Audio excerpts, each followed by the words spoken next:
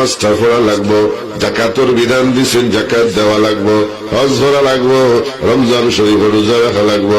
এই 5টা ইবাদত করলেই শুধুমাত্র ইবাদত শেষ নাই, অসংখ্য অগণিত ইবাদত এই জমিনও আছে। আল্লাহর হুকুমরে মানাটা যেমন ইবাদত, আল্লাহর নিষেধ থেকে ফিরিয়ে থাকাটাও একটা ইবাদত। আমরা সমাজে তো কানায় কানায় বিভিন্ন এলাকার সুদ, ঘুষ, দুর্নীতি, সাদাবাজি, বন্ধ আইল খাটা, মিশা সাক্ষী, মিশা মামলাত গিয়ে ফাঁসানি, এটা আসেনি না নাই? আপনার এলাকার সুদ আসেনি? নাই মনে হয়। অন্যান্য এলাকাতে তো সুদগুলোর অভাব নাই। বেরাজুর রায়তুল্লাহ হাবিবের এলাকায় একজন মানুষের ফেট মটকিল্লা খান সাফ বারণ নাখে মুখে। জিবরিল জিকাইলা, ও জিবরিল, এরা খেরা, এরা দুনিয়ার জমিনে হোক, এরা চক্রবৃদ্ধি হারে সুদ খাইতো, সুদ খায় আলহামদুলিল্লাহ হয়। আস্তা দিবস সরকারি চাকরি করছেন, 50 লাখ টাকা আছেন ব্যাংক, আস্তা দিন মসজিদে বইয়া তসবিহ কররা জিকাইলা, চাচা আপনি খাম কাজ করেন না, চলুন কিলা? বলে আলহামদুলিল্লাহ, আল্লাহ আল্লাহ সালাম। কিলা সালাম? বলে 50 লাখ ব্যাংক দিয়েছি, প্রতি মাস 40,000 আয়।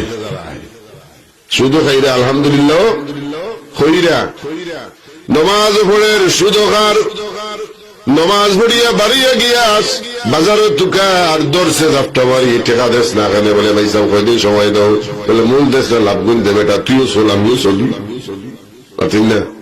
কম দেওয়া গেলে ভাই আমার লোক এই তুই খবর কম দিতে, সব প্রতিষ্ঠা জানা আছে, জানে খবর গেলে যে বাদাম উইব জানিয়েও খায়। নাউজুবিল্লাহ। সুদ খাওয়ার সবচেয়ে বড় গুনাহ হইল আল্লাহর লগে জিহাদ করা। ইলা কোনো সুদ কোনো ক্ষমতা আছে না আল্লাহর লগে যুদ্ধ করতে, হতেন না? আর সবচেয়ে ছোট গুনাহ হইল আপন মার লগে জিনা করা। জীবনে আপন মারে বিয়া করবো না, 1 দিরহাম পরিমাণ যদি কেউ সুদ খায়, 1 দিরহাম সুদ যদি কেউ খায়, 36 বার জিনা করার সমান গুনাহ। ডাক্তারে যখন কয় ভাই সাহেব আপনার ডায়াবেটিস হয়ে গেছে, আপনি আর ঘুষ খাইতে পারত নাই, আপনি আর আতপ চাল খাই না, যান সিদ্ধ চাল খাইবা, ঘুম থেকে উঠিয়া ডেইলি 1 কিলোমিটার দৌড়িবা, দুনিয়ার জমিন মাত্র কয়েক দিন বাঁচতা, আস্তে কিয়ামত পর্যন্ত হায়াত লইয়া আইছেন না।